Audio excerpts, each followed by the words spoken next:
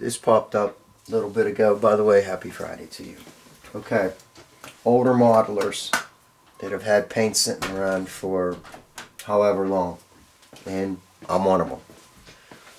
I should have bought stock and Testors paint a long time ago. So, when paint sits, especially this particular brand of enamel, which is Testors, it sits for a while, develops what I refer to as sand. Okay, so when you lay it down on your body, you get these like tiny little granules, and what that is, that's actually the clay separating itself from what was used in the paint process. Okay, so first trick, guys say, I can't get the jars open. Watch, couple sharp wraps up. There you go. Now, this jar was stored upside down, as you can well tell. So, first things first. Now, let's start with this.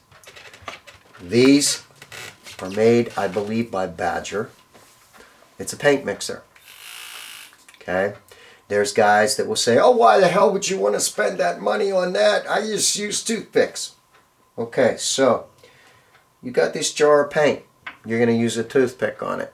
You're not going to catch all the surfaces inside that jar. Now this has what I refer to as a daisy head on it. Okay?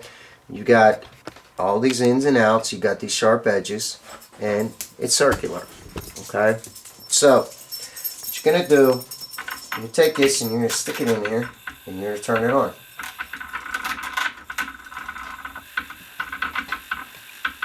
And what this is doing right now, this is taking everything off the bottom, the whole 9 yards.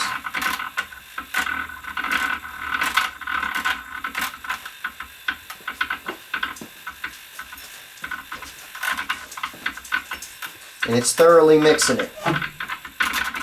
Every little bit of this. Okay. Now, there's guys that could complain, oh, it's too much trouble cleaning up. Look, all you got to do is take a piece of cloth with lacquer soap, wipe it all off. I don't have it right now, so it can sit there until I get around to it. Okay, so first things first. Once again, we're going back into what I do as compared to what others do.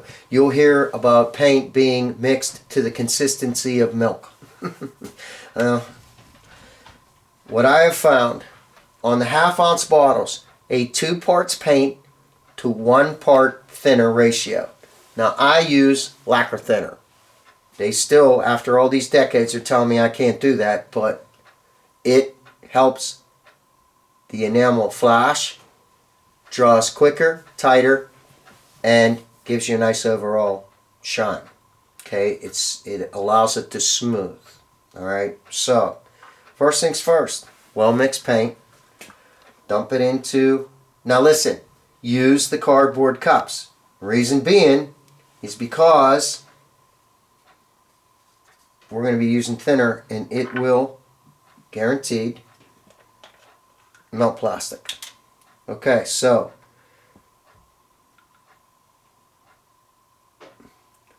we got a half and half going here. Okay? In order not to waste paint, put the thinner in your bottle.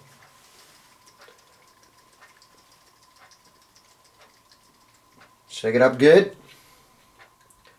Paint blob's pretty much going off of there.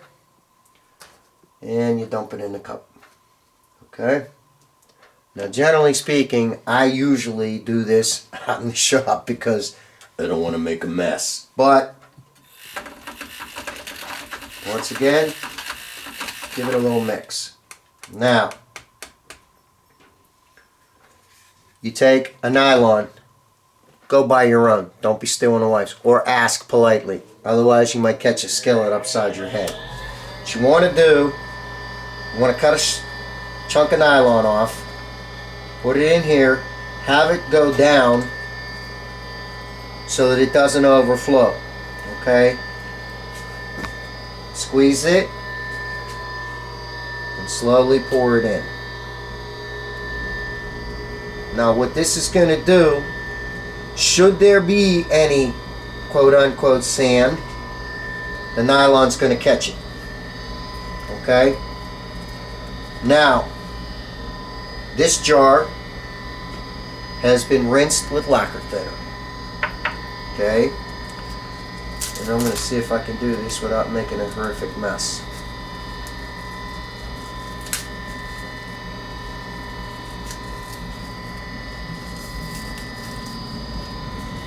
Come on, dummy.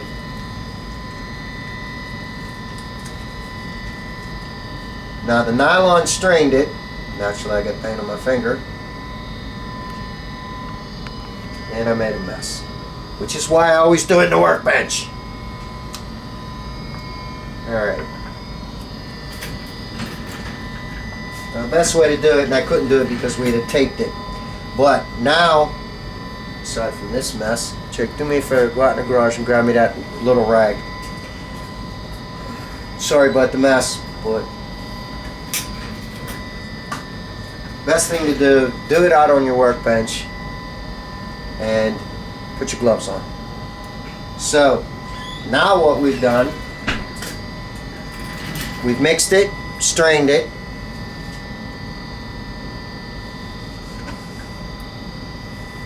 and everything's copacetic.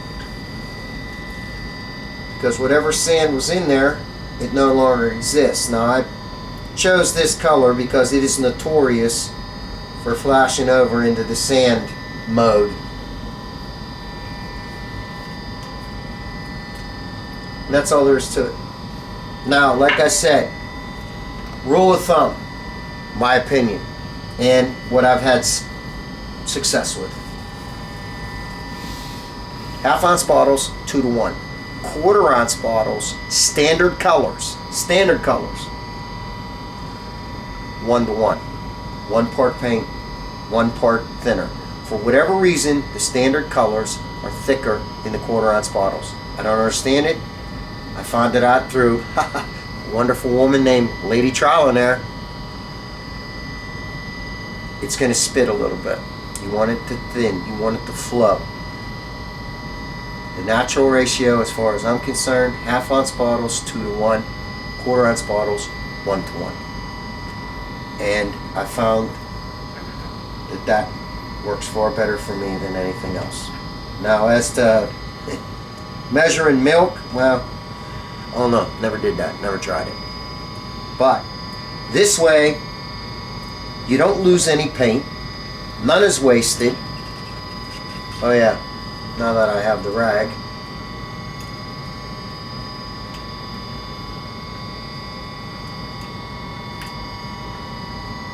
Wow, that was a tough cleanup, huh? Hey, it takes too long to clean it. Yeah. Ta-da, done, ready for the next one. This little tool right here, every time that you mix paint, you should be using this. It thoroughly mixes your paint, gets everything the way that it's supposed to. If it's a little thicker, it cuts it, it gets all the solvents mixed in together, you're better off. These paints have been sitting around for a while. This is what I do. This way my ass is covered. This way I don't have to worry about it, because the thing of it is, it's a pain to end up with that in your finish, and then you got to wet sand it, and you got to do this in the first place. So if the paint's been sitting around for quite some time, yes, it can be saved. You're not wasting anything. This is the best way to do it. Like I said, buy your own nylons. Don't take the significant others. They have no sense of humor. Or ask politely. Alright, hey, listen. This is another Friday segment. Hope this helps guide the way a little bit. Takes a little bit more of the frustration, anger, and all that other stuff we feel, and pissiness with the models. But, hey, it's a great hobby. There's a lot of great people in it, and we're just trying to keep the education flowing. Hope this helps you out. So from Jake and I, and that crazy blonde that I cohabitate with, God bless, have a great week, and we'll see y'all next week. We're out.